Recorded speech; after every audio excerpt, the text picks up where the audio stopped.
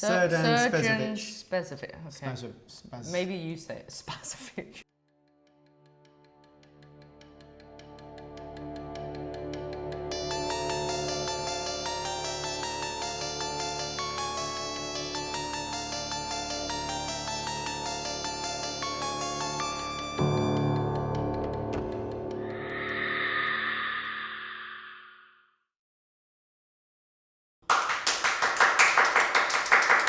Here!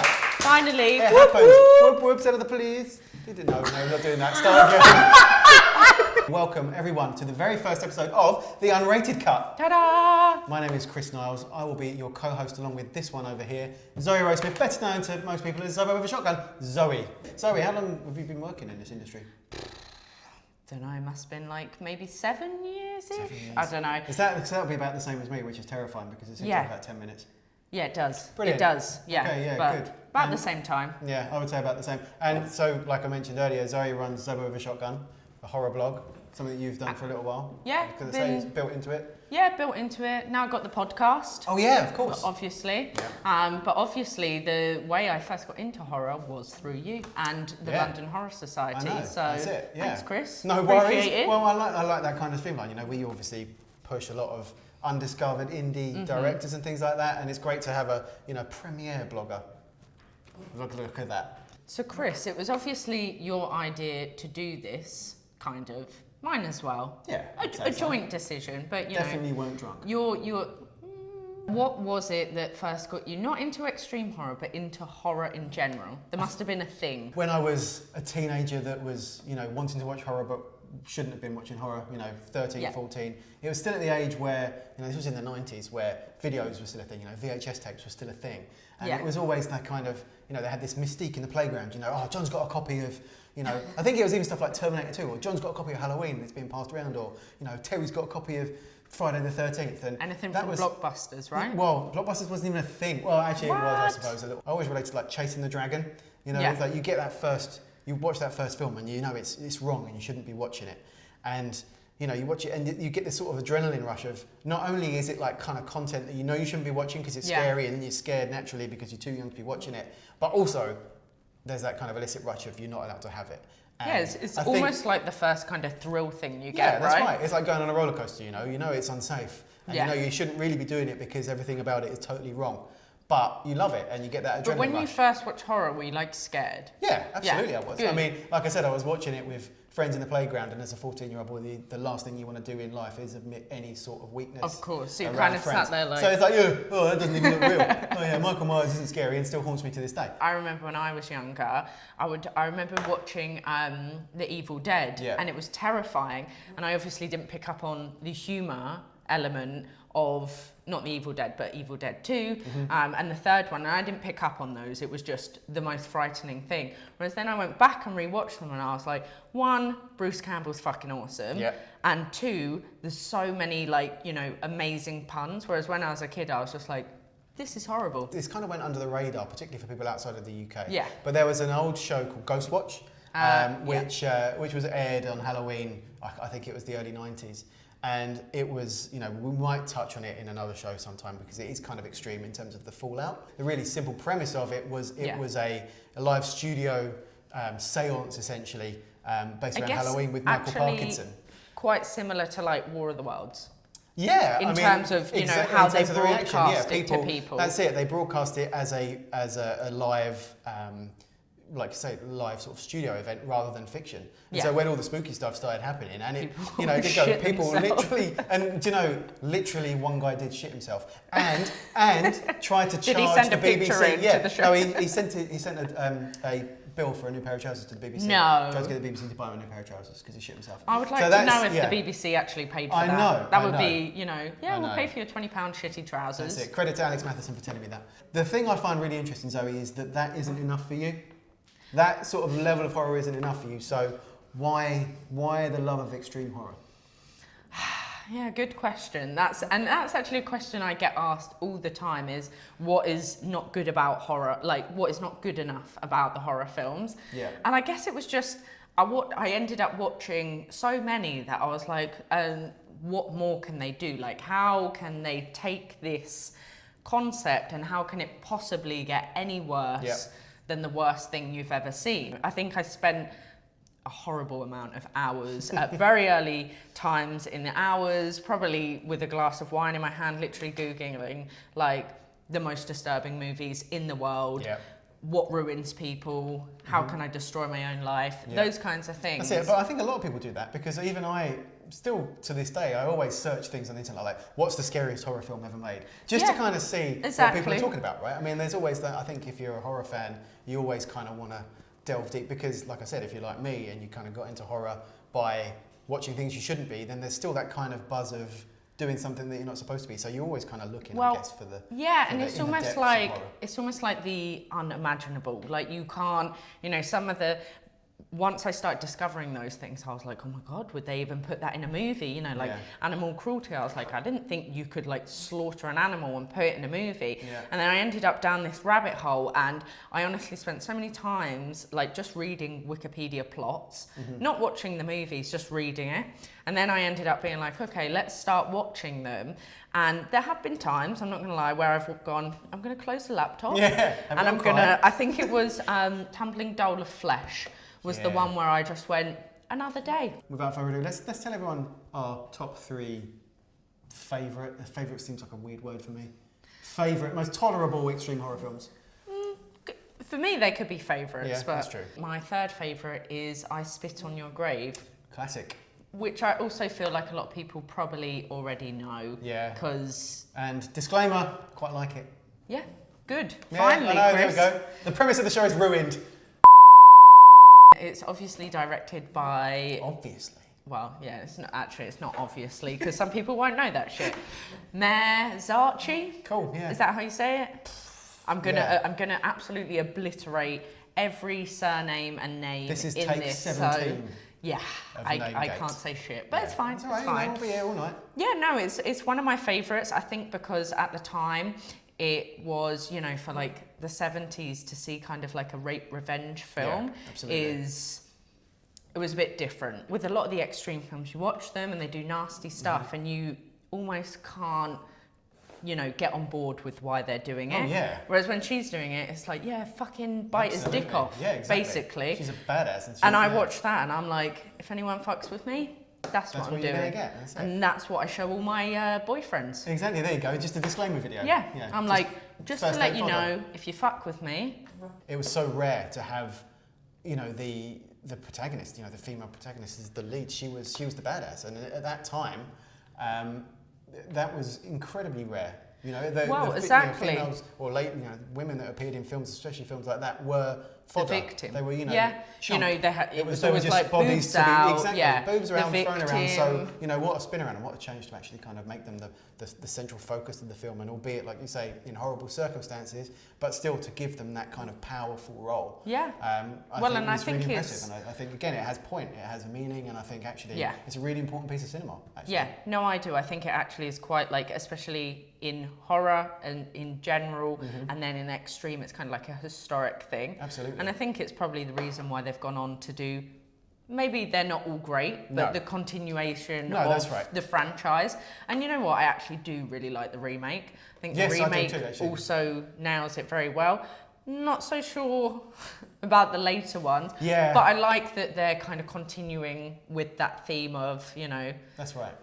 That female empowerment in a sense. So my third choice is a film, I think it was released in 2017, so quite a new one. And for me, it's extreme. It's 2017's Hounds of Love. Oh, nice. By Australian director Ben Young. The subject matter is horrendous. So it's an Australian couple kidnap a young girl and do horrific things to her.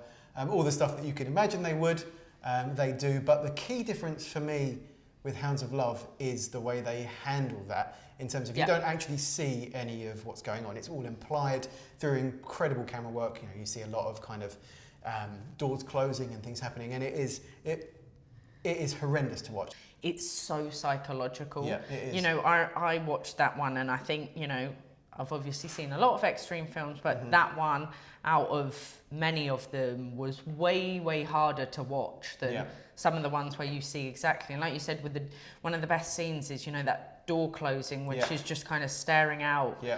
and you know exactly what's coming. That's it. And you feel like and you're you in don't there. need to see anything. That's it. It's so harrowing. It's like very powerful. You can actually make something that is extreme in content, but actually not show anything. Yeah, you know, exactly. It made me feel as bad as any extreme horror film has done, but saves me from the torment of actually watching what's implied. Although it's not mentioned, Hansa's Love is based on like a real, which real makes it situation. Yeah, and I think he was very kind of respectful to hugely the families that were involved in that, which often I've seen in a few films where they're not respectful at all. No, and they sort of just trample go, on. Yeah. oh, it's fine because it happened 20 years ago, and it's like, actually, you know, I'm sure the mother is still reeling from that event. Exactly, and they're still family. I mean, I think I actually, you know, with films that have come out recently that sort of focus on serial killers of the day and almost glorify them sometimes. I mean, I'm not going to go into ones in particular, but you know, they are around. And I think sometimes that's really important, that you don't glorify things. And I think actually sort of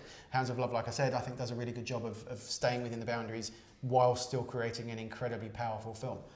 So yeah, Ben Young. So my second is, it had to be one that is super controversial and that everyone is, I really hope that we get loads of tweets of people being like, I fucking hate you guys, I fucking hate you, this is a horrible choice. That would just be my mum. So, yeah, just your mum? Okay, well, you know, maybe we can swing around with a cup of tea. Yeah, sure. I'll get her to watch it. There you go, lovely, yeah. So I Zoe guess and my on mum that, watch Serbian film. there we go. That is the film, Exactly. a Serbian film with Chris's mum. Do I have to explain it? Because kind of don't want to say the plot. I think you have to. I think you have to give it a little bit, don't you? Okay. So for those that don't know a Serbian film, it's about a retired porn star who's asked to do one last job, and that last job seems like it's going to be straightforward, but it's not quite as straightforward as he thinks. And basically the producers of it kind of drug him and get him to do things like fuck a woman whilst cutting her head off.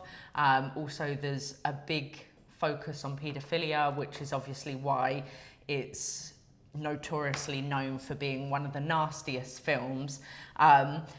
And even with all those taboo issues, I think it's actually a very, very well-made film. I showed my dad and my brother it. Did you? Well, no, I didn't. I was gonna say, but when I'm a parent, that's not going to happen. Complaints to, have we got a PO box yet? No, I'm just going to leave the country. Yeah, that's probably wise. Probably the best move. I mean, again, harking back to my point of there having to be a point about a film. Serbian film is an allegory based on, you know, Eastern Bloc politics, which I think is, again, there's a point to it, there's a reason it's made, and yes, lordy, it pushes some boundaries. I mean, I haven't seen it. You have not? Oh. No.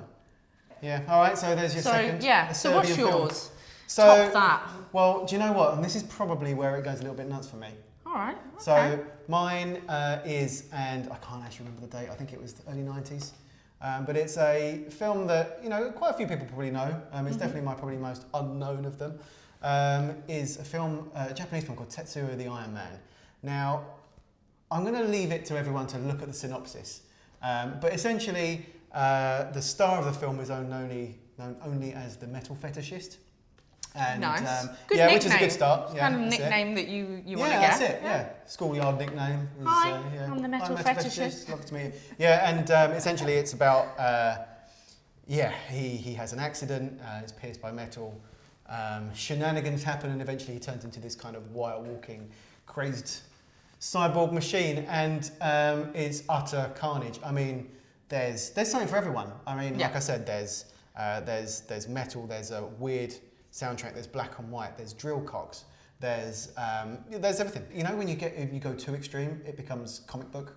Yes. And it is. I mean, like I say, it's interesting watching it in black and white, and it's so rough. I mean, the soundtrack's kind of overblown, and you know the dialogue is pretty messy. I mean, it's obviously subtitled, it's all in Japanese. Yeah. But the black and white, it looks so industrial, and it just lends so well to the subject. And it's just carnage. I mean, like I said, if extreme horror is your thing and you haven't seen it, you have to. But I think almost if you're into kind of the more extreme end of animation, so manga and Japanese animation, there's definitely hallmarks of that in Tetsuo, and I love it. Okay. All right then, drum rolls. Blow out that microphone. All right, number one. So my number one is, and I'm pretty sure that everyone already knows what my number one is, but of course it is Necromantic. And Necromantic is obviously from Jörg Buttgereit. Very good. Yes, finally, and I've done it. 20 minutes to get that right. Yeah, and I would like to describe it as more of a love story than an extreme horror film. I think you're probably quite right. And we can have a little look at the trailer. Where do you point your hands? I pointed forward, you pointed backward.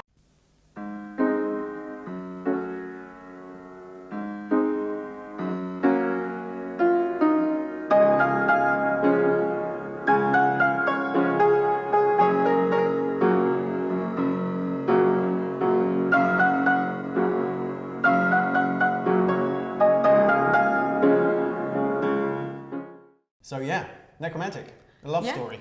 The most beautiful love story there is. I mean, ever told. Obviously, it's about a woman and I think it's her boyfriend. He brings home a lovely corpse for her, so they can indulge in some sexual fantasies. And nothing says love or I love you than bringing home a corpse. I'm waiting for the day someone brings me a corpse. So, you know, anyone out there wants to, no, please don't leave a corpse at my door. Oh my God, no. Zoe's address is? I mean, it's a messed up concept completely. Obviously, they have this love triangle with the corpse, which is, the strange thing about that scene is it is very beautiful, and the soundtrack behind it is... The soundtrack makes it for me. Yeah, and you kind of watch and go, oh, okay, I can kind of get on board with this. And, you know, and then obviously the tragedy is she leaves him for the corpse, and he kind of spirals into this depression because, I mean, what person wouldn't be upset that the fact their partner left them for a dead body? It is a kick in the balls, isn't it? Yeah. You know, that's it. But yeah, disclaimer, again, I love this one too. I think it's amazing. We actually had to fight over this one on our list, yeah, we did. Didn't we? This was on my list as and well. I obviously was like, sorry Chris, but that is my movie. I know my place. I'm the corpse. I spoke to my friend, shout out to Dom, about German censorship, and a lot of what Jörg did was basically kind of big fuck you to Germany. So it's great that he did that. Thank you, because now we have all these awesome films. We do. I mean, I think, like I say, he's been a huge favourite of mine. I mean, it kind of goes against what I don't like about extreme horror, but he does it in a way, like I say, I love it when people make films that they want to make, and Jörg does that to a huge degree, and in fact most of his catalogue's pretty good. The Todd S. King is another one that is well worth a watch. Awesome, love him. Yeah, good. I'm glad. So my number one. Okay, let's see what this is. Yeah, I know. And no surprises here. It is extreme horror. Well, I'd hope so. Otherwise, what's the point in the show, right? But it's one that's well known. It's certainly not the remake. It's the original Pascal Laugier, Martyrs. And let's have a little look at the trailer this time.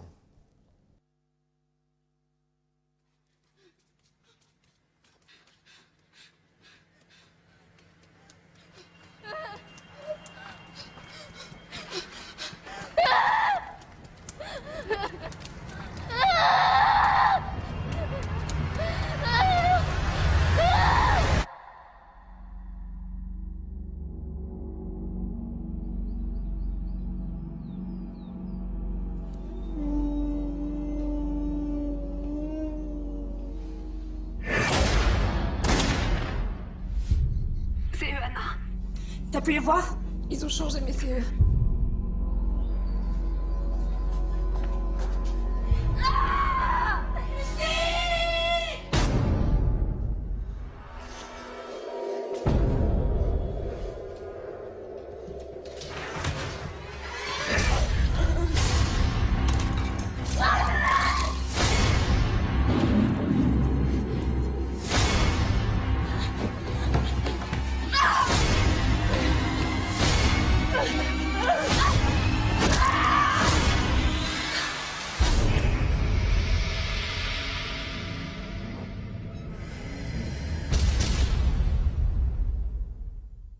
So Martyrs, love it.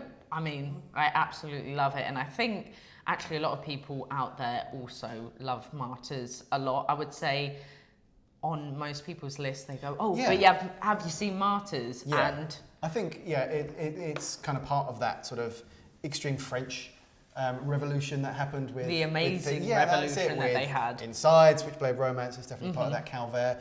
all the sort of the big, pretty gruesome ones. And the thing I love about it is that, again, it has point, and the story and the storytelling is, I mean, it looks at the most extreme things the human body can go into. That's the entire point of the film. Yeah. But you know, it does it in such a way. The acting is phenomenal. The cinematography is up there with, you know, any film you could ever see. Really, I think it's fair to sort of say that. And you know, the effects and the SFX are just tremendous. They're out of this world. They're out of this world. But you know, and again, I don't know if it's because you're sort of reading it in subtitles.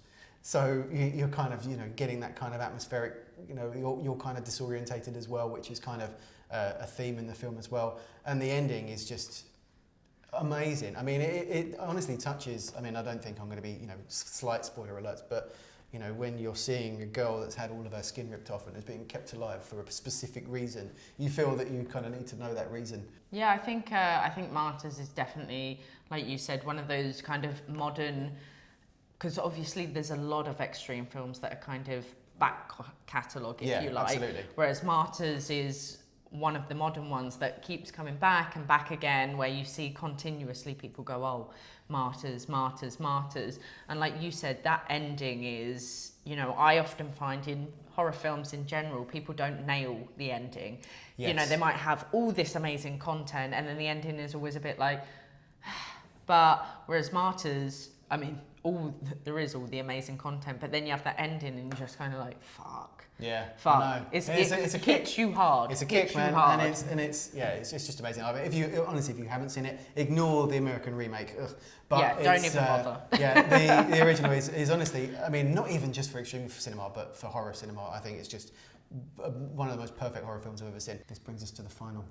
The finale. We finally made it after all our bullshit. After all our bullshit, we've finally got to the point that people probably want to see, which is us talking about us going. We're at the apex. Yes, the finale. The finale. Let's go. So, as we mentioned, it's not going to be just, normally the show isn't just going to be me and Zoe just talking to each other. There is going to be, like we said, actual stuff, actual content. Movies, actual movies. Things. The visuals. Things people care about. Exactly. I hope. So, we're going to be looking at a particular extreme horror film every week, and that's going to be mainly down to you guys. So, as we said, you've been sending in all sorts over the last day. I mean, I did tweet and say send the nasty shit, and you did. And you did. So you know, credit to you, weird people. So a few little things we've had in. So this is what we're working with here. So we've got Martyrs. Hey, perfect. Let's all watch Martyrs again. And then Ryan. Is he a friend of yours? Ryan is my friend. Hello, Ryan. Yeah, American guinea pig. Bouquet of guts and gore. Lovely. I've already seen that, but lovely. I want Chris to. Ebola syndrome. Thanks, Gareth Parkinson. Yeah, wicked. That'll be a joy. Sorry, Chris, but we have to watch that. Yeah, I know. I do fancy that one. I've not seen it, but I have heard it's a bit. It's fucking mental. All right. Mental. It's fucking mental. That's it. Adam Chaplin is something I'd never heard of until the other day, but it's apparently the most bloody film that's ever been made, and it sounds amazing. It sounds amazing. So hopefully that one might come out. Minty McGinty has got some explaining to do. I love that name, Minty McGinty. Life and Death of a Porno Gang, lovely. Men Behind the Sun, know a lot about that movie. Oof, that'll be a kicker. And The Green Elephant, also know a little bit about the movie as well. And that one's quite nice. All right, so this is how we're doing this. So every single person that put in a film has been entered into a random generator, and I promise you this is here. Keep sending us, keep tweeting us all your suggestions. And nastier. Yeah, and you know, please request the same ones over and over again because they all go in. So I've got a little button here, and we can press it, and it will pick out. You want a drum roll? I think we do. I want a drum roll. Ready? Yeah. Oh no, I can't drum. I have to do the drum roll. Yeah. All right. You drum the drum roll. Okay. And the film is. All right. Ooh, all right. Nice. Yeah, I like it. The film we're covering on our first proper episode of the UNRATED CUT is Antichrist. Excited. Oh, actually, do you know what? Yeah. Love I love Lars von Trier. Lars von Trier is your homeboy. He is my homeboy. Yeah, that's it. Homeboy going in. So I'm actually excited to get back into that one. I haven't seen it in a long time. There's a lot of things I want to say about that film. Not too positive. Okay, That's it. But it's all right. But no, that's gonna be a really good one. I'm buzzing. I'm really happy with that. Yeah, I'm really excited. Great choice. Honestly, some of the stuff that could have come out of that. Fuck, it was none of the rest. Yeah, that's it. But no, Antichrist is fantastic. So thank you everyone for tuning into the first one. Yes. It's been a bit ramshackle. We've enjoyed ourselves. But, you know, I'm sure we will refine and get only Yeah. better and bigger and take over the world. Hopefully. And yeah, like we said, please keep sending in your suggestions of what we can cover. And also, one thing that we haven't touched on is you may have noticed blurred in the background is our little poster wall here. Ta-da! So this is going to keep on growing with, you know, little snippets of you know, extreme horror as it's turned around. There's some stuff on there. Maybe you think some of it's not extreme. I certainly do. But you know, we're going to keep adding it out. So if you want a film or a poster of a film that you've made maybe up there, send it in. We'll stick it on the wall. Send it to us. Yeah, stickers, whatever. You know, let's make it a little thing. Even maybe a picture of your face. Maybe a picture of your face. If they're nice looking. That's it. Yeah. We'll see. We'll take that. And everyone can follow us on our Instagram, on our Twitter, on our Facebook. We are Twitter's just the Unrated Cut. The Unrated Cut. Absolutely. And then they don't need to follow our personals. I wouldn't. No, we just tweet bullshit anyway. So That's it. follow And the Unrated Cut, and I guess just keep tweeting us movies and shit you want us to talk about, right? Absolutely, yeah. So until next time, thank you very much.